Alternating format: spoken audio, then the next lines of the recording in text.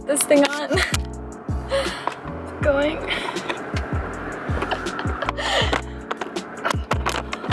Just need to set you down.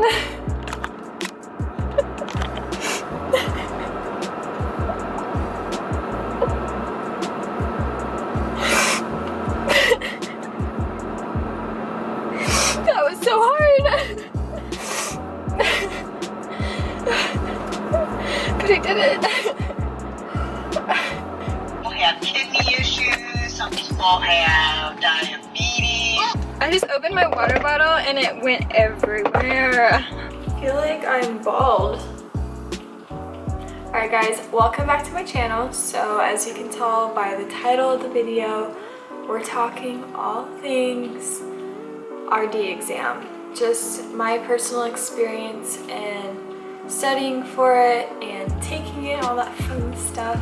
As I edit this, I will be putting timestamps in the description below so you can skip around in the video, listen to what you want, and also check for different resources I put below based on what I talk about later on. And yeah, just want to point that out to check the description. So I'm just going to start from the beginning of when I really took my studying seriously. I like to call this my pre-planning phase, my prep phase. I don't know. This is basically when I created all of the study materials I would later use. So I did get a copy of the Gene INMAN, and I took 3 weeks. This is towards the end of my internship, so the last 3 weeks of April, I typed the entire Gene INMAN in a Word document.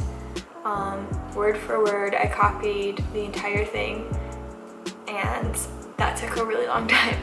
But it did give me a chance to read all of the information, not skip around, really expose myself to all of the content early on, and just know what was in for me later. And then I also typed all of the Gene INMAN questions into Quizlet, and that took a lot of time too for typing, but that also gave me the chance to answer all of the questions early on. There are 1,100 questions, so it took a while. Link in the description if you want to use mine, but I do think the process of typing my own really did help me learn a lot when I wasn't really trying to. I did that the last 3 weeks of my internship, and then I finished it the first week of May. I took a mock exam, which was required by my internship to do before they said we were eligible to schedule. So I did that really early the first week of May. And then the second week of May, I was studying very lightly. I knew I wasn't going to study while we were gone because we were spending time with family, all that good stuff, trying to enjoy our time. So I was just doing Quizlet mostly while we were traveling, but not super in-depth or anything like that. So we came back May 15th from our trip, and I did start to review the INMAN a little bit, my Quizlet a little bit, but I wasn't really focused on what I was studying. It was really just here and there, nothing solid. I felt like nothing was sticking. And May 18th, that Saturday, so 3 days after we got back, I woke up and I was just like, I'm going to schedule this right now. And I highly, highly recommend that you do this earlier on when you're studying, or if you're just finishing your internship. Like, look at the schedule and what's available for your testing center, because chances are that the availability starts to fill up quickly and you may not get the exact time frame that you want. You may be pushed back later. So the soonest was for me June 8th, and I scheduled it May 18th, so that gave me 3 solid weeks to get her done. Yeah, and I know it's so scary to actually schedule it, but I'm telling you guys, once you schedule it, you've officially established your time frame of studying. You know when the end is. You aren't just mindlessly studying for one day I'm taking this. Like, you know you have to hustle, you know how you have to manage your time. And I think it makes a huge difference in terms of your quality of studying. You don't want to just waste your time doing things here and there, you know, going out and then waiting a few days and then coming back to it. You really have to be consistent, in my opinion. So after I scheduled it that weekend, okay, let me preface this. It's also really important that you tune into how you study best. And for me personally, in college, I did best with repetition, writing my own notes, and doing my own diagrams and mnemonics, acronyms, things like that, lots of repetition. So that weekend, I took my typed Gene Inman and we went over to like Office Depot, Office Max, whatever it's called. We went over there and we had it printed and hole punched. If you do this, don't forget to hole punch it, because if I had forgotten, I probably would have hated myself. But hole punch it, print it out. It cost me like $30, so probably like the cheapest textbook I have ever gotten. So I put it in this nice little binder. And it was so relieving having this binder in my hands. For some reason, when information is on the screen on my computer, it does not like go into my head very well. Basically what I did with this, I just love holding it. So I went through page by page and I highlighted what I thought was really important, like keywords, key things that I wanted to know. And as I highlighted each page, I went ahead and wrote the highlighted parts on a piece of paper. I like printer paper to do this because the lines on notebook paper it looks messy, and this just helps me be more creative in how I write without all the lines. I don't know, just me. It took me about a week and a half to write everything. It is a lot of writing, but guys, this helped me so much to do it, and I was very thorough. I was very intentional while I was studying to try getting it into my memory. So after I highlighted my paper copy of the INMAN, I ditched it. I basically ditched it. I never used it again because now I have these.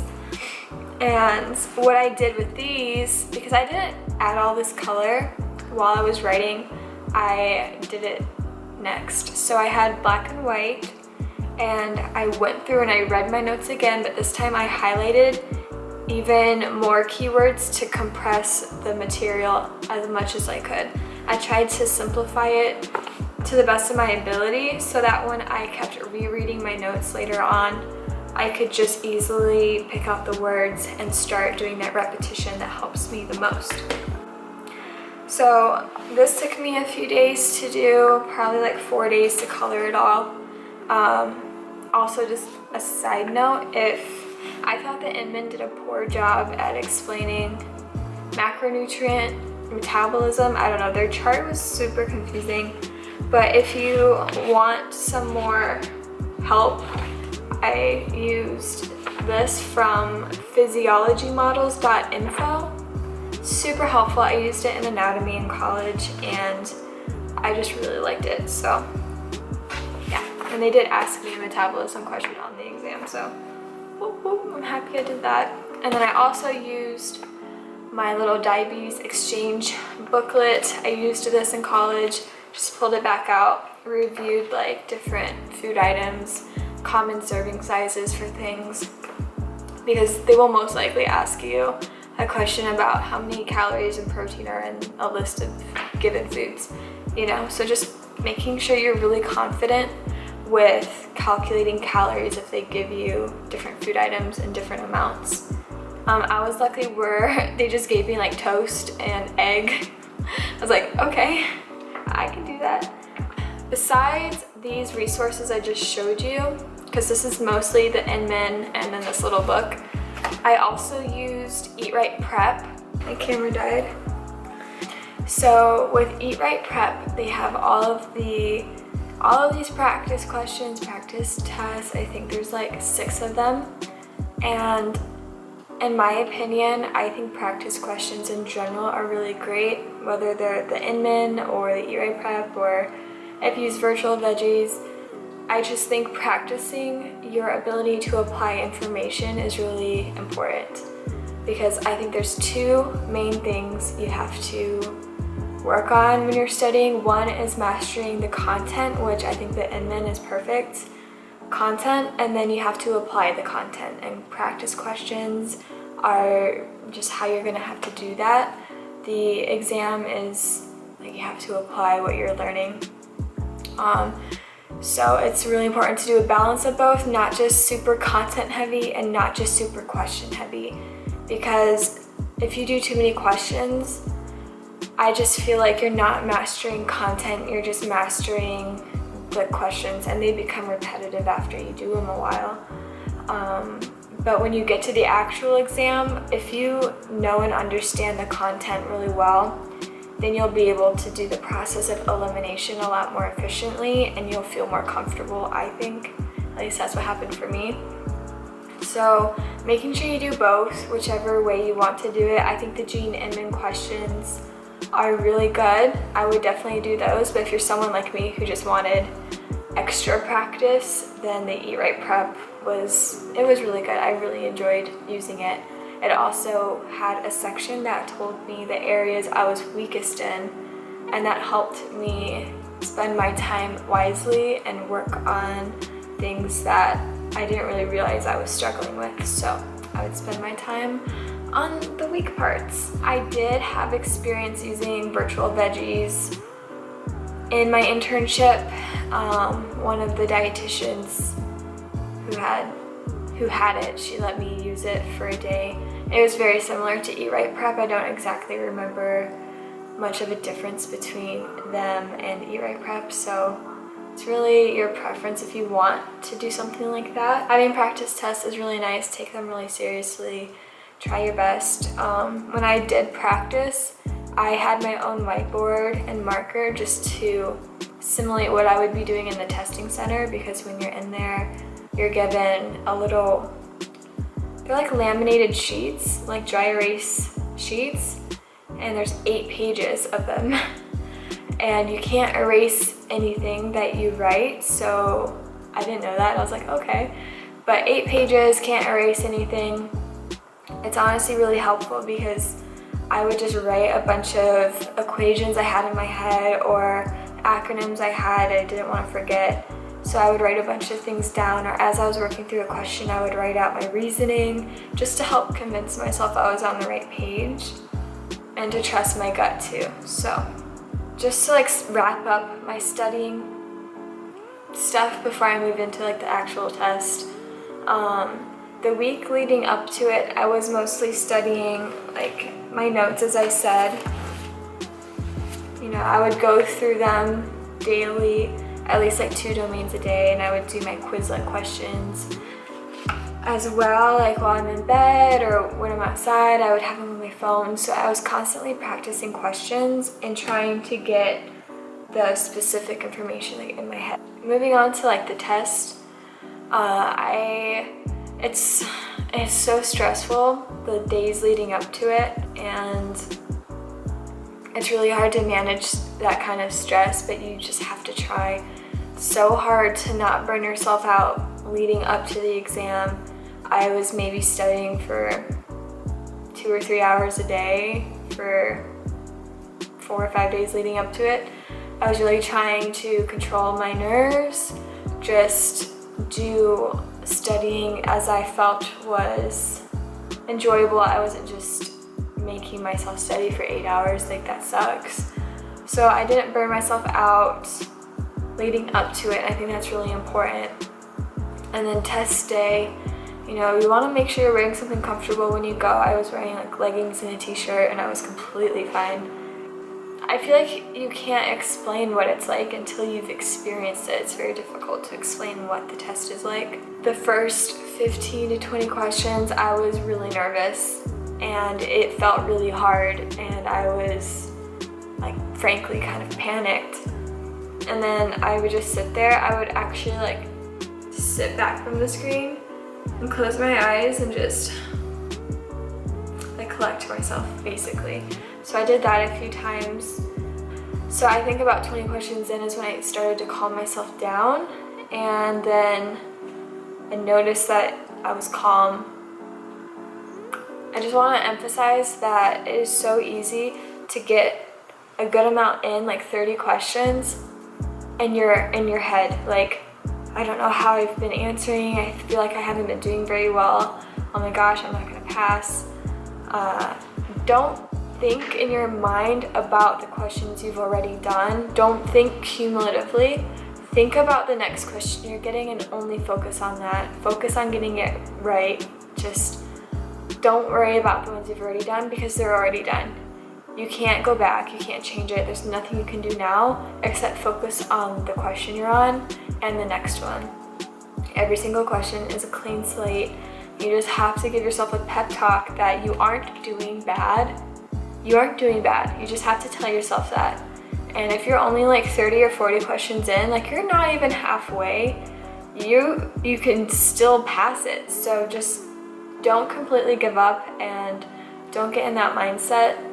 Just treat each question new. You're gonna do fine. There's no way to like help you not stress because you're gonna stress. You might as well just schedule your exam, study your butt off, pass it, and get it over with, you know? So I do want to also mention that this whole entire process of studying and taking it, like, I'm very lucky where I didn't have other responsibilities to do. I didn't have a job to go to every day. I don't have anything that would take my focus away from my studying. I had a lot of time to just sit and focus, and that really helps. I know everyone has different circumstances, so just take into consideration what's going on in your life so that you can plan and schedule accordingly so that you can set yourself up for success. Give yourself a time frame that's realistic for you, set yourself a deadline, and just know how much time you have to do it. But after I finished it, I went home and I did type up a little study guide that pertains to the one I took. So if you are interested in that, just check out the the description. Check out the description, and I don't know if it'll have to be in a Google Doc or if you have to email me, I'll figure that out. Whichever way it is, it's in the description if you want it. Just check that because I don't know yet. You got this. You have to be confident you are going to be okay. It's not the end of the world. Things happen, and I think everything that doesn't go right is just part of God's plan for some reason. So just take that and remember that that's exactly what I went in with, and it was honestly very comforting to go in. When you're sitting there, you have to answer some questions on the computer before the exam actually starts. And when I got to the last question, it says, when you hit next, it'll take you to your first question, your test will begin. And before I clicked next, I just sat there and I prayed for maybe a minute or two. I just sat there and I was just like, this is your will, this is your plan, whatever the outcome is, I'll be okay with, because it's your plan and everything happens for a reason, even if we don't like what happens. So it's just being okay with that and trusting God and His process for you, I think, is the best. So yeah, I just want to put that out there. I hope this video was helpful in some way to you. If you have any questions, then comment below and I'll be here for you.